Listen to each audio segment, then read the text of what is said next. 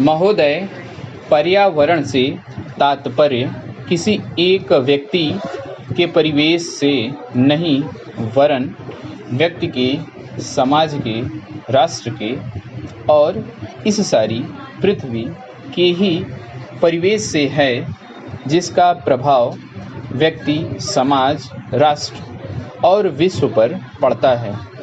पर्यावरण से तात्पर्य पेड़ पौधों, नदी, पहाड़ या किसी तंत्र विशेष से नहीं, वरन उस समग्र वास्तविकता से है जिस पर मानव मात्र का अस्तित्व और उसका संपूर्ण आध्यात्मिक एवं भौतिक विकास निर्भर है।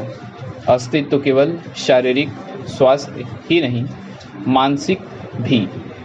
स्वस्थ शरीर में स्वस्थ मन ही अच्छे स्वास्थ्य की परिभाषा है। शारीरिक स्वास्थ्य हमारे आहार पर निर्भर है, जिसका स्रोत इस पृथ्वी का जल, थल, वायुमंडल है। मानसिक स्वास्थ्य भी प्रकारांतर से इन्हीं पर निर्भर है, क्योंकि जैसा खाए अन्न वैसा बने मन। स्वस्थ जीवन पर सबसे अधिक प्रभाव हमारे चिंतन का, हमारी परंपराओं का और उन सब परिस्थितियों का पड़ता है जो हमारे ऊपर आरोपित हैं या की गई हैं या की जा रही हैं। इसलिए पर्यावरण या परिवेश में जल, थल, वायु ही नहीं, बल्कि वे सारे घटक महत्वपूर्ण हैं जिनका कुछ भी प्रभाव हमारे जीवन पर, हमारी क्रियाशीलता पर पड़ता है।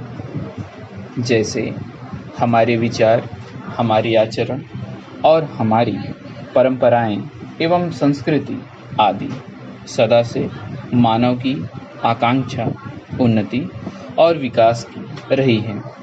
जगत का अर्थ ही है गतिमान और गति दोनों ओर संभव है, उन्नति की ओर भी और अवनति की ओर भी। पहली तो हम प्रगति कहते हैं, दूसरी को अगति, विगति, अधोगति या दुर्गति कहते हैं। वास्तव में मनुष्य ऐसा जटिल प्राणी है जिसमें अनेक विरोधाभासी और असंगत प्रतीत होने वाली प्रवृत्तियां और प्रतिक्रियाएं होती हैं। वह कानून और व्यवस्था की मांग करता है, किंतु चलचित्र, दूरदर्शन आदि में स्वतः भड़की हिंसा या खेलों में युक्तिपूर्वक की गई हिंसा अथवा अनीति से मंत्रमुग्ध भी हो जाता है। मनुष्य अपनी ही जाति या वर्ग के व्यक्तियों के प्रति प्रायः बहुत अधिक प्रतिद्वंद्वी होता है, किंतु कोई बाहरी खतरा उपस्थित होने पर उनके प्रति हद से ज़्यादा सहयोगी बन जाता है। वह सड़कों पर, युद्धों में, सामूहिक विनाश के प्रति उदासीन रहता है, किंतु किसी खान में फंसे हुए एक व्यक्ति या किसी कुएं में गिरे हुए एक बालक की रक्षा करने के लिए ढेरों साधन जुटा लेता है। कुछ विद्वान कहते हैं कि मनुष्य बंदर की संतान हो न हो, किंतु उसमें खालिस बंदर की द्वैध प्रकृति प्रायः ही होती है।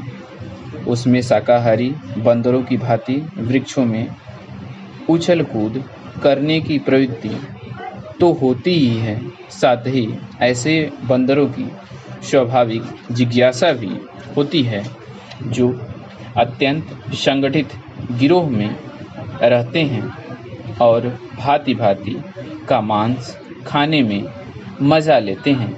मनुष्य की ऐसी परस्पर विरोधी इच्छा आकांक्षाओं से निपटना असंभव होता है। फिर भी किसी भी प्रकार का संतुलित मध्यम मार्ग अपनाना अनिवार्य होता है। यही बुद्धिमानी का रास्ता है।